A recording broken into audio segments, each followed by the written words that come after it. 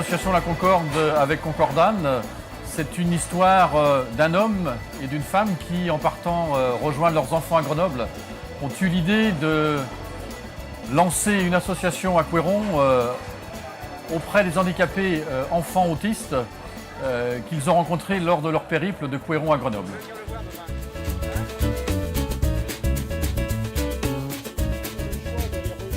Donc aujourd'hui, nous avons le plaisir, en plus d'inaugurer les locaux de l'association, de la section Concordane, eh bien de fêter les 90 ans de notre association qui comporte 10 sections sportives et culturelles.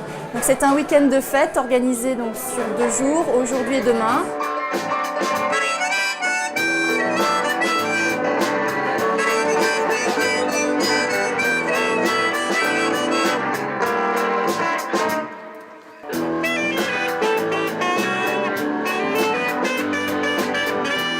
Mais ceux qu'on accueille, qui ne tiennent pas debout, qui ne parlent pas, qui ne peuvent pas sortir de leur fauteuil, qu'est-ce qu'on leur propose?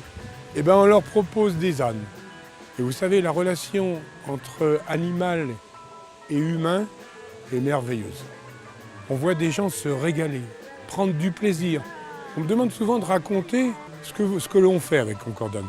Je dis, écoutez, ça ne se raconte pas, ça se voit. Venez voir. Quand vous verrez un sourire sur la tête du handicapé qui est en train de caresser l'âne, vous aurez tout compris.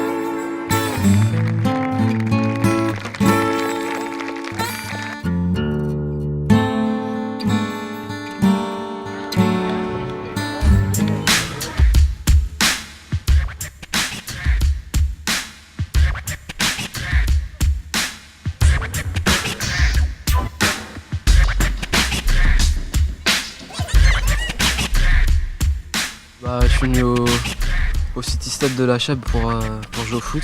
Et par des membres du conseil des jeunes. Ils ont essayé de donner une idée et puis ça s'est lancé le projet. Bah ouais, c'est bien comme ça, on n'aura plus besoin d'aller loin pour jouer au foot quoi. On sera à côté de chez nous. Oh, c'est mieux ici parce qu'il y a des animateurs et des adultes et tout, c'est bien. Ouais, il y a des copains, c'est bien organisé et tout.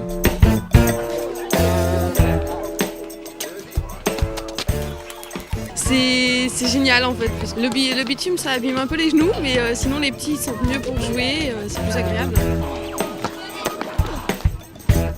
C'est vrai que sur la Chabossière on n'avait pas grand chose. Et moi je fais du basket depuis des années, on n'avait rien pour jouer. Et puis même les enfants avec un seul terrain, c'était très difficile de pouvoir jouer en fait du coup. C'était souvent les grands, les jeunes. Et puis au moins ici, ils sont à côté du centre et ils font moins de bêtises.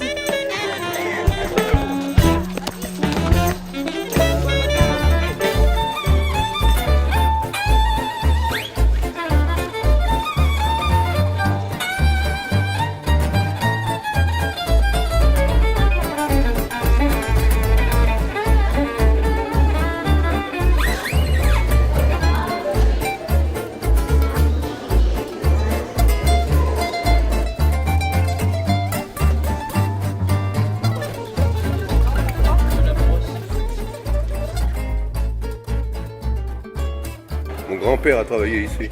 70 ans de présence. Il était à la traffilerie des cuivres. Parce que ça employait une sacrée main-d'œuvre, énormément de main-d'œuvre. Et le trafic en Loire, il y avait un bateau de charbon qui arrivait, pour ainsi dire, toutes les semaines, qui déchargeait là, juste en face. Là.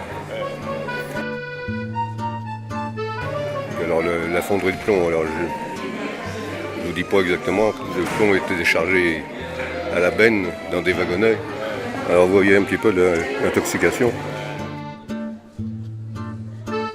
1893, l'année suivante, Jules Joseph Carnot, 1840-1911, passe un accord avec le maître des forges de Bassin, Léon Langlois, pour absorber la quasi-totalité de sa production et devenir l'un des plus gros fournisseurs de boîtes à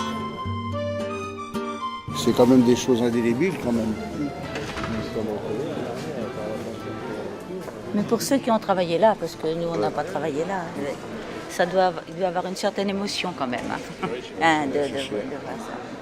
On passait toujours devant cette usine, toujours devant cette usine-là, on passait.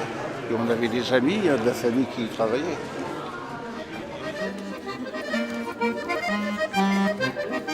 Moi j'ai eu mon grand-père qui a travaillé à Tréfimétaux. Ma grand-mère a travaillé à Tréfimétaux. Mon père a travaillé à Tréfimétaux. J'ai des oncles qui ont travaillé à Tréfimétaux. Et puis il y a d'autres collègues que c'est comme ça. Il y a eu des Polonais, il y a eu des Italiens, il y a eu des Algériens, des Portugais, des Espagnols. Et c'était vraiment... on ne faisait pas de différence.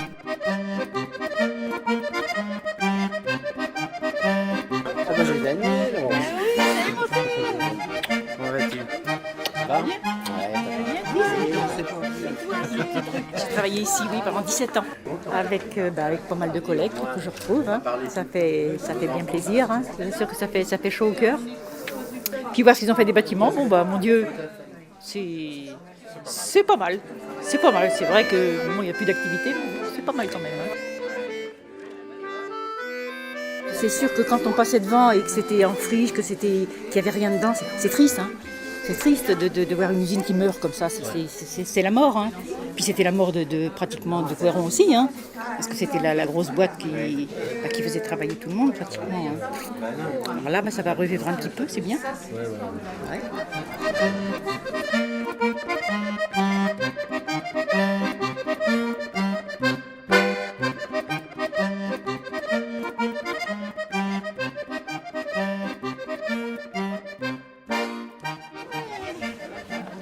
Là, j'ai commencé, j'avais 17 ans. En compte. 17 ans. Et combien de temps vous êtes resté 22 ans. Enfin, j'ai travaillé 22 ans. Être licencié comme tout le monde, malheureusement.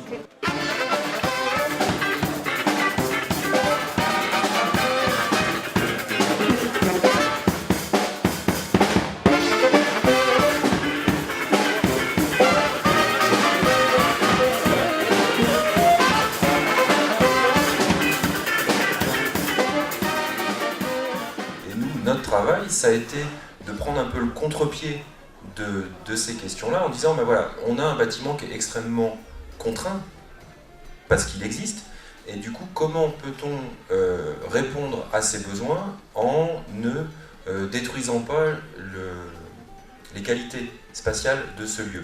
Et une des réponses, ça a été de dire, les associations ont des besoins tellement variés qu'en fait, on va assez peu affecter de local aux associations, et on va donner une offre très variée de locaux, et puis elles se les approprieront au fur et à mesure de leurs besoins.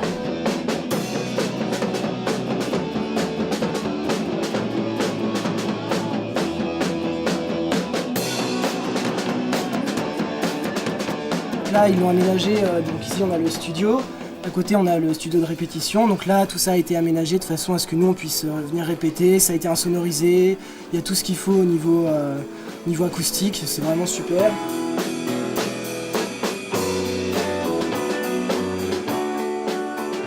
Ce qui est drôle, c'est que je suis Couéronnais maintenant, et je le suis maintenant en tant que citoyen et en tant qu'expert du patrimoine. Et là, il y a quelque chose de vachement intéressant qui se passe sur cette petite usine, sur ce site industriel, qui reste encore un site industriel. Et si Couëron a un exemple à donner à l'extérieur, c'est le fait que pour une ville d'une importance relative, on a la possibilité de faire du culturel, de l'associatif et aussi de l'industriel et de l'économique au même endroit. Il faut continuer à gagner ce pari-là. Si on peut montrer à plein de villes qui se posent des questions sur leurs activités, sur leurs friches, sur des éléments qui sont en ruine, qu'on peut mixer les choses, qu'on peut respecter les lieux, qu'on peut respecter les gens qui sont dedans, tout en avançant dans un projet qui soit un projet de mixité, là je crois qu'on aura gagné.